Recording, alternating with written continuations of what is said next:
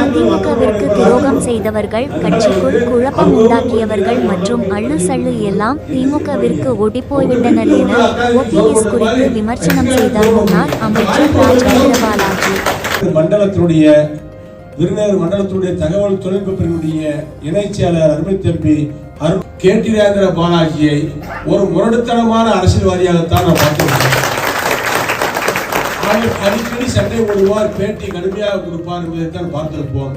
ஆனால் இது பூரா கதை அல்ல, இது பூரா வரலாறு. 216 பக்கங்கள், அத்தனை வரலாற்று சூடுகள் அற்புதமாக எழுதியிருக்கின்றோம். இதை படித்தவர்கள் இழப்பாளர்களுக்கு தனியாக அழைத்து பேசும்பொழுது புத்தகம் அருமையாக எழுதியிருக்கிறார். படித்தவர்கள் அத்தனை பேரும் பாராட்டியிருக்கிறார்கள். இதவே நீ தொடரலாமே, இந்த கூட இந்த புத்தகம் படிக்கலாமே, எழுதலாம் கேட்டாங்க. எப்படி உனக்கு இந்த எண்ணம் வந்தது? நான் ஏற்கனவே 18 வயசுலேயே உங்களுக்கு பலராமனுக்குலாம் தெரியும். நான் கலை வசனம்லாம் எழுதிட்டு சினிமா துறைக்கு போய் அலைஞ்சேன். நான் அப்பயே பயிற்சி எடுத்திருக்கேன். கதை எழுதி ஏற்கனவே பரிசு வாங்கியிருக்கேன். இந்த கதை எழுதுறது, கவிதை எழுதுறது தான் எனக்கு ஒரு கை வந்த கலை ஏற்கனவே உண்டு.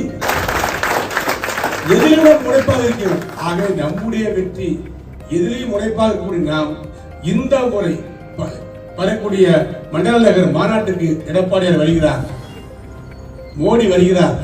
நாம் ஆர்ப்பரித்து செல்ல வேண்டும். தோல்ல துண்டு ஏடி துண்டை போட்டுங்க, மப்ளரை போட்டுங்க. எடப்பாடியார் அவர் பேச வருகிறார் சொன்ன உடனே அவர் மேடையில மைக்கு வருவார். அந்த நேரத்தில் துண்டை கழுத்திலிருந்து எடுத்து தலையை சுற்றுங்கள், தலைக்கு மேலே சுற்றி ஆரவாரமாக கோஷமிட்டு ஓங்கார கொண்டு கொடுத்து மிகப்பெரிய ஒரு எழுச்சியை உண்டாக்குங்கள். எடப்பாடி வருகிறார் சொன்னால் அங்கே இருக்கின்ற அத்தனை பேர், ஆயிரக்கணக்கான பேர், லட்சக்கணக்கான பேர் அதிமுக துண்டை எடுத்து சுற்றினால் மீடியாக்கள் பூரா அதைத்தான் காட்டுவார்கள். இன்னைக்கு உலகம் முழுக்க ஒரு டென்ட் தெரியுமா? ஒரு மீட்டிங் நடக்குது, ஒரு மாநாடு நடக்குதுன்னா ஒரு ஆரவாரம் சொன்னா துண்டை சுரட்டுவதுதான்.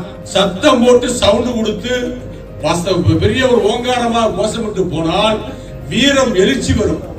அதனுடைய தொடக்கமாகத்தான் மீண்டும் 100 ஆண்டுக்கு பின்னாடி பழையபடி வந்திருக்கு. இப்ப வடக்கை எங்க பார்த்தாலும் யாரு வந்தாலும் தலைவர் வந்தாலும் துண்டை எடுத்து சுற்றி சொல்லணும் ஆரவாரம் பண்ணுவதுதான் மிகப்பெரிய ஒரு கலாச்சாரமாக இருக்கு. அது வெற்றியுடைய வெளிப்பாடா இருக்கு. அதை நம்ம சரியா செய்யணும்.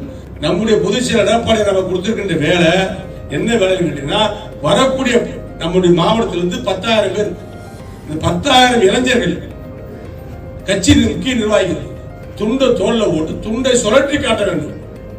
துண்டை சுழற்றி ஆரவாரம் பண்ணினால் அதிமுக எழுச்சி மோடி அவர்களுக்கும் தமிழ்நாட்டு மக்களுக்கும் இந்திய மக்களுக்கும் தெரியும். எனக்கும் சளைத்தவர்கள் அல்ல அதிமுக தொண்டர்கள் என்பதை பறைசாற்றுகின்ற விதமாக நாம் இருக்க வேண்டும். அதே போல் மோடி அவர்கள் பேச வருகின்ற நேரத்திலும் எடப்பாடியார் கொடுத்த வரவேற்பு போல அவருக்கும் துண்டை எடுத்து அதிமுக சார்பாக அதிமுக துண்டை எடுத்து மக்கள் எடுத்து அவருக்கும் சுற்றி வளைத்து அந்த வரவேற்பை, அந்த ஓங்கார எழுச்சியை அவருக்கும் கொடுக்க வேண்டும். இருபெரும் தலைவர்களுக்கும் நாம் உற்சாக வரவேற்பு கொடுக்க வேண்டும். இது அதிமுக வளர்ச்சிக்கு மட்டுமல்ல, தமிழ்நாட்டினுடைய வளர்ச்சிக்கும் மிகப்பெரிய ஒரு காரணம். இந்த ஆட்சியால எனக்கு எந்த லாபமும் கிடையாதுங்க. இந்த ஆட்சியை ஊத்தி மூடிட்டாங்க. உண்மையே சொல்றாங்க. வேலை பார்க்க யாரும் தேரல. காங்கிரஸ் கட்சி ஏற்கனவே சொல்லிட்டாங்க. நம்ம ஐயா மாணிக்கம் நல்ல மனுஷன், திமுகவுக்கு அடியில் வேட்ட வச்சிட்டாரு. நீ சண்டை ஓட்டினா நான் சண்டை ஓடுவேன், நீ என்னை அடிச்சா நான் திருப்பி அடிப்பேன், நீ என்னை பேசினாலும் நான் பேசுவேன், பாத்துக்கிறோம். எம்பி பதவி வச்சுக்கலாம், எம்பி பதவி மயிர் பதவி போட்டு எடுக்கிறாங்க. அங்க ஒரு பெரிய 2 பிளந்து வச்சு காங்கிரஸ் கூட்டணி திமுக கூட்டணி 2 பிளந்து நிக்குது. அங்க கூட்டணி ஒற்றுமை கிடையாது. அதிமுக இருக்கிற சல்லு அல்லு எல்லாம் அங்க ஓடிப்பிச்சுக்குது. கட்சிக்குள்ள துரோகம் பண்ணிட்டு கட்சிக்குள்ள குழப்பம் ஏற்படுத்த பூரா இப்ப வெளியே போயிட்டாங்க. கட்சி இன்னைக்கு எடப்பாடி தலைமையில அப்படியே நீரோட இருக்கு. எடப்பாடி தலைமையில கடமையில பொக்கிஷமா இருக்கு. அதிமுக பொக்கிஷமா இருக்கு. 2.5 கோடி ஓட்டு வாங்கினா போது ஆளுங்கட்சி அதிமுக நிர்வாகிகள் எந்த சூழலும் யாரிடத்துல விட்டு கொடுக்காதீர்கள். ஒவ்வொரு நபருடைய ஒவ்வொருத்தரும் நீங்கள் புரட்சி தலைவராக, புரட்சி அம்மாவாக, எடப்பாடியாக களமாறி உருவாகி பேச வேண்டும், செயல்பட வேண்டும். இந்த இயக்கத்திற்காக, கட்சியுடைய வளர்ச்சிக்காக, கட்சியுடைய வெற்றிக்காக உங்கள் சோப்பில் இருந்து, உங்கள் பாக்கெட்டில் இருந்து 10 ரூபாய் நீங்கள் செலவழித்தால் அது 10 பன்மடங்காகி ஏன்னு சொன்னால் இது எம்ஜிஆர் கட்சி. நம்முடைய பொதுச்செயலர் எடப்பாடி 10,000 பேரை கூட்டுவான்னு சொல்லிட்டாரு. நம்முடைய மனச்சாட்சிக்கு அவரை ஏமாற்றினால் நம்ம ஏமாற்றுவது சமம்.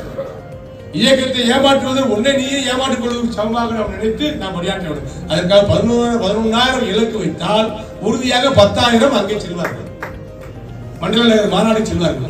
நான் என்னால என்ன முடியுமோ செஞ்சு கொடுத்துறேன், என்னால முடிஞ்சதை நான் செஞ்சு கொடுத்துறேன், உங்களால முடிஞ்சதை நீங்க பண்ணி கொடுத்துருங்க.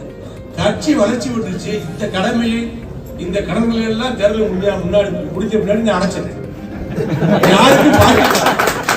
5 அப்புறம் எனக்கு எல்லாரும் சட்டையை பிடிச்சி கேட்கலாம், ஒன்னாலதான் எனக்கு வண்டி எடுத்தோம், ஒன்னாலதான் செலவழிச்சோம், ஒன்னாலதான் புளியோர போட்டோம், ஒன்னாலதான் லெமன் போட்டோம், ஒன்னாலதான் 4 பாக்கெட் ஊடக பாட்டுனாங்க, நீ வாட்டுக்கு மிட்டாய் படுத்துட்டு என்ன கேட்கலாம்.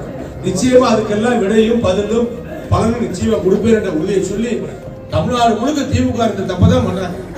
யாருக்கு ஒண்ணு வாங்கி தர மாட்டாங்க. ஏதோ ஒரு நேர விதிவத்துல நமக்குள்ள சில பிரச்சனை இருக்கிறாங்க, ஆட்சி வந்துடுறாங்க. இந்த வட்டம் நல்ல சம்பட்டி ஆப்பா அடிச்சு விட்டுருவோம். இந்த விட ஒரு பிரச்சனை கிடையாது.